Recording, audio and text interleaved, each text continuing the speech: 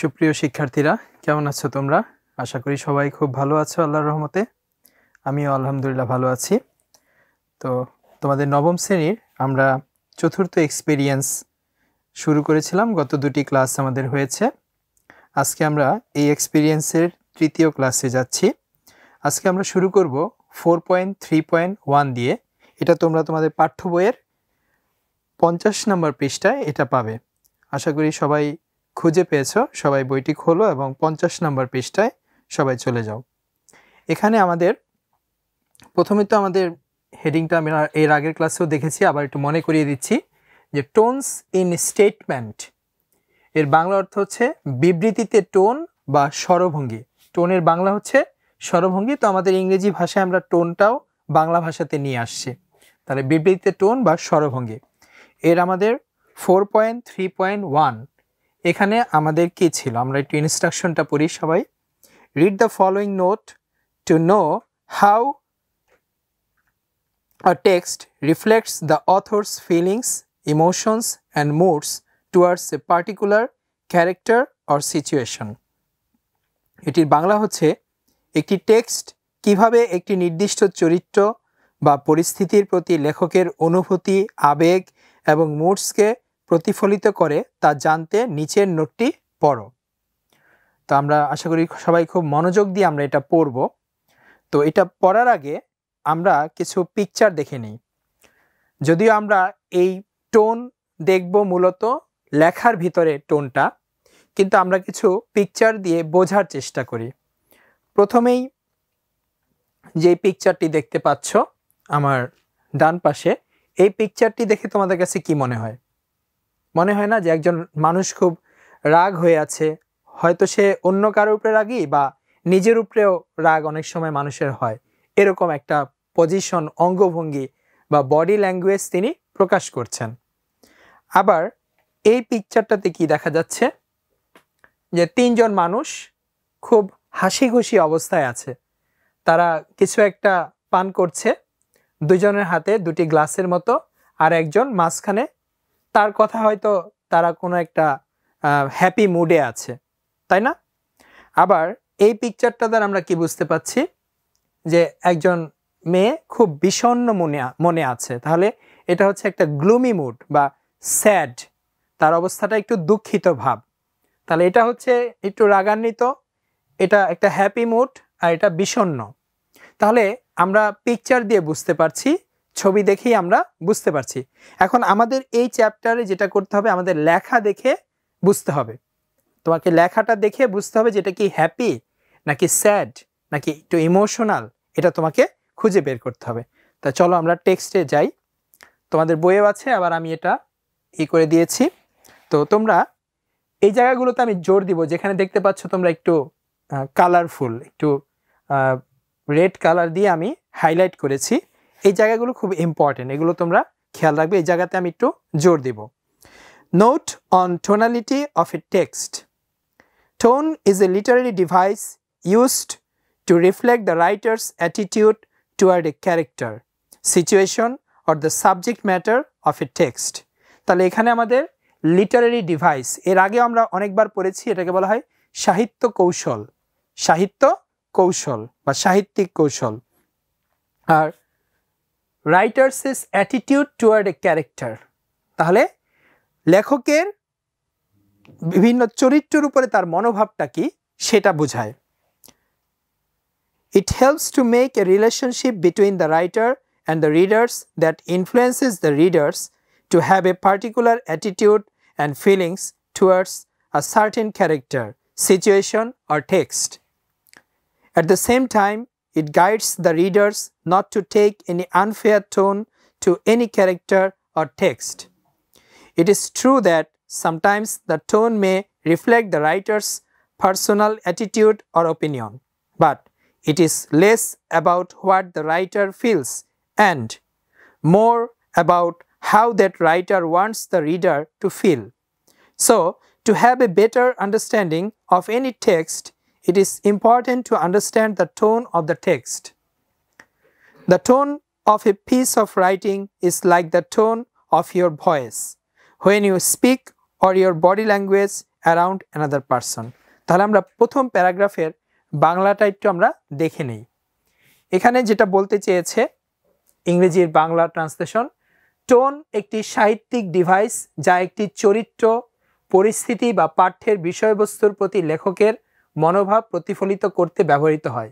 এটি লেখক এবং পাঠকদের মধ্যে একটি সম্পর্ক তৈরি করতে সহায়তা করে, যা পাঠকদের একটি নির্দিষ্ট চরিত্র, পরিস্থিতি বা পাঠ্যের প্রতি একটি বিশেষ মনোভাব এবং অনুভূতি পেতে প্রভাব ফেলে। একই সময়ে এটি পাঠকদের নির্দেশ দেয় যে কোনো চরিত্র বা পাঠ্যের কোনো পক্ষপাত দুষ্ট টোন না নেওয়ার জন্য। এটা সত্য যে কখনো কখনো টোনটি লেখকের ব্যক্তিগত মনোভাব বা মতামতকে প্রতিফলিত করতে পারে, তবে এক্ষেত্রে লেখক কী অনুভব করেন সেটা গুরুত্বপূর্ণ নয়, বরং সেই লেখক পাঠককে কেমন অনুভব করাতে চান সেটাই গুরুত্বপূর্ণ। সুতরাং যে কোনো পাঠকে, পাঠ বলতে এখানে লেসনকে বোঝানো হচ্ছে, যে কোনো পাঠকে আরও ভালোভাবে বোঝার জন্য পাঠের টোন বোঝা গুরুত্বপূর্ণ। পাঠের টোন মানে পাঠ্যের স্বর, লেখক কোন স্বরভঙ্গি বোঝাতে চাচ্ছেন সেটা বোঝাটা সবচেয়ে গুরুত্বপূর্ণ। তাহলে এই লাস্ট কথাটা ভেরি ভেরি ইম্পর্টেন্ট। সেটা হচ্ছে, তুমি যদি কোনো লেখা বুঝতে চাও, কোনো লেখা পড়ে এই লেখাটায় লেখক অ্যাকচুয়ালি কি বোঝাতে চেয়েছেন, সত্যিকারভাবে কি বোঝাতে চেয়েছেন, লেখক কি বোঝাতে চেয়েছেন, সেটা বুঝতে হলে লেখার টোনটা তোমাকে বুঝতে হবে। তাহলে প্রথম প্যারার বাংলা ছিল এটা। এবার আমরা সেকেন্ড প্যারাতে চলে যাই। The tone of a piece of writing is like the tone of your voice when you speak or your body language around another person. If you want to make people laugh, you may have a light and funny tone of your voice, which must be the opposite when you will deliver a piece of serious information. So before talking or writing, you have to set your tone.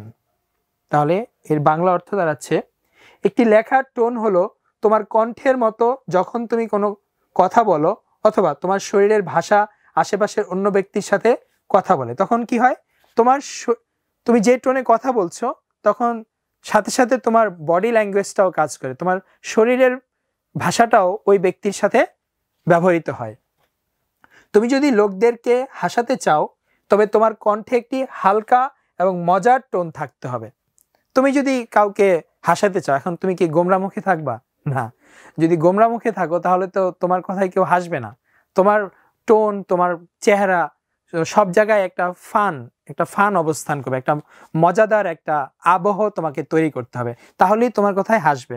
নয়তো তুমি হাসানোর চেষ্টা করবে কিন্তু কেউ হাসবে না, তোমার কাছে একটু বিব্রতকর অবস্থা হয়ে যাবে।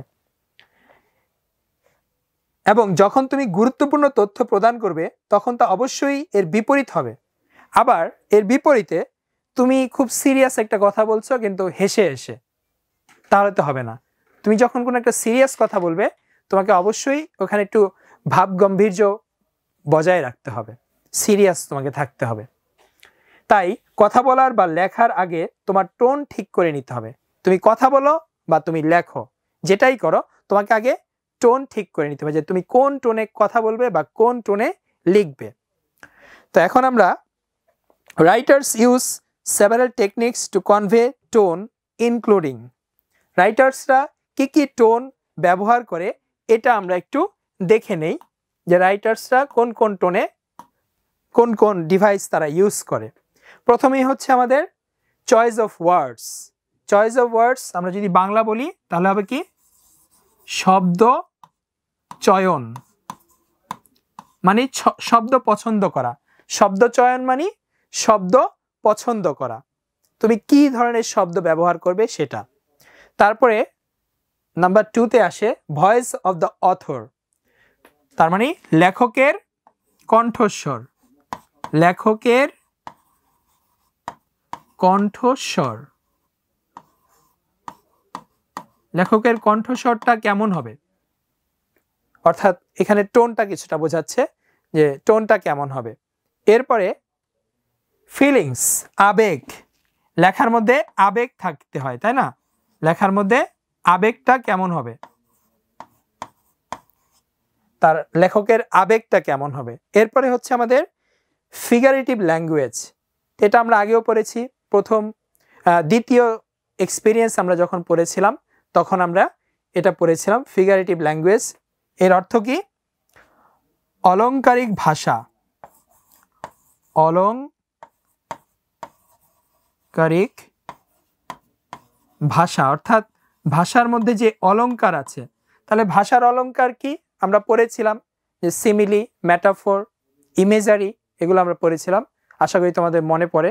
প্রথম ক্লাসটায় আমাদের ছিল কি এই ফিগারেটিভ ল্যাঙ্গুয়েজের উপরে, যে তোমার লিটারারি টার্মস আমরা পড়েছিলাম, সেটা সিমিলি, মেটাফোর এবং ইমেজারি। আরও অনেক কিছু আছে, কিন্তু তোমাদের এই বইয়ে মূলত এই 3টা লিটারারি ডিভাইসই বেশি ব্যবহার হয়েছে। তাহলে এখন আমরা একটা একটা করে দেখে নেই। 1 2 3 4 এই 4টা বিষয় একে একে আমরা সবগুলো দেখে নেই। চলো শুরু করা যাক। তোমাদের বইয়ের 50 পৃষ্ঠার নিচের দিকে আছে, সবাই বইটা ফলো করো। Understanding tone involves speaking the right words. তাহলে টোন বুঝতে হলে তোমাকে সঠিক শব্দটি তুলে নিতে হবে, চয়েস করতে হবে। Authors choose words that fit the tone they want. তারা যেই টোনটা চায় সেই অনুযায়ী শব্দ বেছে নেয়। Formal writing uses big words while informal writing is casual. যেটা ফর্মাল, আনুষ্ঠানিক লেখা, সেটাতে বড় বড় শব্দ ব্যবহার করে, কিন্তু ইনফর্মালে ওই রকম শব্দ ব্যবহার করে না। This affects how readers feel about the topic. এটা পাঠক কি অনুভব করে সেটাকে প্রভাবিত করে। এরপর আসো ভয়েস অফ দ্য, যেমন ধরো চয়েস অফ দ্য ওয়ার্ডসের একটা উদাহরণ দিচ্ছি, যে his father died last night. এখন দেখো এখানে একটি শব্দ আমি ব্যবহার করেছি, যে ডায়েড, তার বাবা গত রাতে মারা গিয়েছিল। এখন এই শব্দটা শুনতে কেমন লাগে, আবার এটাকেই যদি আমি একটু প্যারাফ্রেজ করে দেই, অর্থাৎ অর্থটাকে ঠিক রেখে আমি যদি এটাকে একটু ভিন্ন ভাষায় বলি, কথা একই কিন্তু যদি একটু ভিন্ন ভাষায় বলি, কিন্তু এটা শুনতে কেমন লাগে তোমরা একটু খেয়াল করো। His father passed away last night. তাহলে ডায়েডকে আমি রিপ্লেস করলাম পাস্ট অ্যাওয়ে দিয়ে। তাহলে তার বাবা মারা গিয়েছে গত রাতে, এটা বললা। আরেকটা হচ্ছে তার বাবা গত রাতে বিগত হয়েছেন, পাস্ট অ্যাওয়ে মানে চলে গিয়েছেন, বিগত হয়েছেন। তাহলে মারা যাওয়া এই শব্দটা চাইতে শুনতে ভালো লাগে বিগত হয়েছেন, পাস্ট অ্যাওয়ে। এটাই হচ্ছে কি শব্দ চয়ন। তুমি ডায়েড না বলে তুমি বললা পাস্ট অ্যাওয়ে। তাহলে এটাই হচ্ছে আমার চয়েস অফ ওয়ার্ডস, তুমি কি ধরনের শব্দ ব্যবহার করবে। তো এরপরে আমাদের যেটা আছে সেটা হচ্ছে voice of the author. The way a writer talks is important for tone. It's like their personality, how they see things, and how they connect with readers. একটা লেখক যেভাবে কথা বলেন বা লেখেন, এটা টোনের ক্ষেত্রে খুবই গুরুত্বপূর্ণ। এটা তাদের ব্যক্তিত্ব প্রকাশ করে, তারা কিভাবে বিভিন্ন বিষয় দেখে সেটাও প্রকাশ করে, এবং তারা কিভাবে পাঠকদের সাথে যুক্ত হয় সেটাকেও নির্দেশ করে। They can sound like an expert or a friendly friend. তারা একজন দক্ষ হিসাবে নিজেকে উপস্থাপন করে এবং বন্ধুত্বপূর্ণ একটা আবহ তৈরি করে। They might sound thoughtful. তাদেরকে খুব চিন্তামূলক মনে হয়, স্ট্রং, শক্তিশালী মনে হয়, ফানি, একটু মজাদার মনে হয়, or even a bit mean, আবার অনেক সময় একটু ছোট মনে হয়। This makes the text feel different and helps us understand it better. এটা আমাদেরকে টেক্সটটা বুঝতে সাহায্য করে এবং আমাদেরকে আরো বেশি বুঝতে সাহায্য করে। এরপরে আছে আমাদের ফিলিংস। একটা লেখায় আবেগ থাকে, লেখকরা বিভিন্ন আবেগ এখানে ইউজ করেন। Tonality creates feelings in writing. Tonality বলতে লেখার মধ্যে যে টোনটা থাকে সেটাকে বোঝানো হচ্ছে। Creates feelings in writing from serious to fun. একদম গুরুতর বিষয় থেকে শুরু করে একদম মজাদার বিষয় পর্যন্ত সবই থাকে। It affects how readers feel. পাঠক কিভাবে অনুভব করে সেটাকে প্রভাবিত করে। Mood and tone work together to set the emotions of a text. Mood মানুষের মনের অবস্থা, মানুষের কন্ডিশন, অবস্থা, এটা এবং টোন স্বরভঙ্গি এই দুটোই একসাথে কাজ করে বিভিন্ন আবেগকে লেখায় ফুটিয়ে তোলার জন্য। Tone shows how the writer feels about things. স্বরভঙ্গি লেখক কীরকম অনুভব করে সেটাকে দেখিয়ে দেয়। While mood shows how readers feel when reading. আর যখন রিডার পড়ে, পাঠকরা পড়ে, তখন তাদের মনের অবস্থা কেমন হয় সেটাকে নির্দেশ করে। Tone brings out emotions. স্বরভঙ্গি কী করে? আবেগকে বের করে আনে। And mood shows how we feel. আর মুডটা আমরা কীরকম অনুভব করি সেটাকে বোঝায়। আশা করি এটা বুঝতে পেরেছো তোমরা ফিলিংসটা কি। এবার আসো figurative language, last one, figurative language. তো ফিগারেটিভ ল্যাঙ্গুয়েজে বলা হয়েছে it is the use of words and expressions in an unusual and imaginative manner. এটা একটু অস্বাভাবিকভাবে এবং কিছুটা কাল্পনিকভাবে আচার আচরণ দেখানো হয়। যেমন simile and metaphor are two good examples of figurative language. তো আমরা এর আগে পড়েছিলাম সিমিলি, ম্যাটাফোর এবং ইমেজারি। এই তিনটা লিটারেরি ডিভাইস তোমাদের পুরো বইটাতে অনেকবার ব্যবহার করা হয়েছে। যেখানেই সাহিত্য আছে সেখানেই সিমিলি, ম্যাটাফোর এবং ইমেজারি আছে। ইভেন আজকে আমি তোমাদের যে পিকচারগুলো দেখালাম এগুলো কি ভিজুয়াল ইমেজারি। এগুলো তুমি যে ছবিগুলো দেখেছো এগুলোকে বলা হয় ভিজুয়াল ইমেজারি। তো আমরা যখন কোনো লেখা পড়ি, যে কোনো লেখা পড়লে আমাদের মনের মধ্যে একটা ছবি ফুটে ওঠে, সেটাই হচ্ছে কি আমাদের ভিজুয়াল ইমেজারি। তো এগুলোই ছিল আমাদের আজকের লেসনে। তো এখন আমি তোমাদেরকে একটা হোমওয়ার্ক দিয়ে দিচ্ছি যে তোমরা এর উপরে কি কাজ করবে। এতক্ষণ আমরা যা পড়লাম তোমাদের ফার্স্ট তোমরা যে কোশ্চেনটার আনসার করবা, যা পড়েছি আমরা এখানে, সেখান থেকে তোমরা এই উত্তরগুলো খুঁজে পেয়ে যাবে, কোনো সমস্যা নেই। খুবই সহজ একটা কাজ দিচ্ছি যে what is tone, what is tone. Tone বলতে তুমি কি বোঝো? আর 2 নম্বরে হচ্ছে how the writers use tone in writing. কিভাবে লেখকরা তাদের লেখায় টোন ব্যবহার করে। এই যে আমরা একটু আগে যা পড়লাম এগুলোই কিন্তু তুমি এই 2টা কোশ্চেন আনসার করে ফেলতে পারবে। তো আশা করি সবাই তোমরা আরেকবার মনোযোগ দিয়ে এই লেখাটা আরেকবার পড়বে, খুব মনোযোগ দিয়ে, তাহলেই তোমরা এই 2টো কোশ্চেনের আনসার তৈরি করতে পারবে। তো আজকের ক্লাসটা এ পর্যন্তই। সবাই ভালো থাকবে, সুস্থ থাকবে এবং মনোযোগ দিয়ে পড়াশোনা করবে, কারণ সামনে আমাদের ষান্মাসিক সামষ্টিক মূল্যায়ন চলে আসছে। আর 1-2 মাস পরেই জুলাই মাসের 7 তারিখ থেকে শুরু হবে তোমাদের। তোমরা খুব সিরিয়াসলি পড়া শুরু করে দাও এবং যে এই চ্যাপ্টারের উপর আমরা যে ভোকাবুলারিগুলোর ক্লাস নিয়েছিলাম সেগুলো তোমরা সব ভালোভাবে পড়বে। ভোকাবুলারিগুলো খুবই হেল্পফুল হবে তোমাদের জন্য। সবাই ভালো থাকবে। আল্লাহ হাফেজ।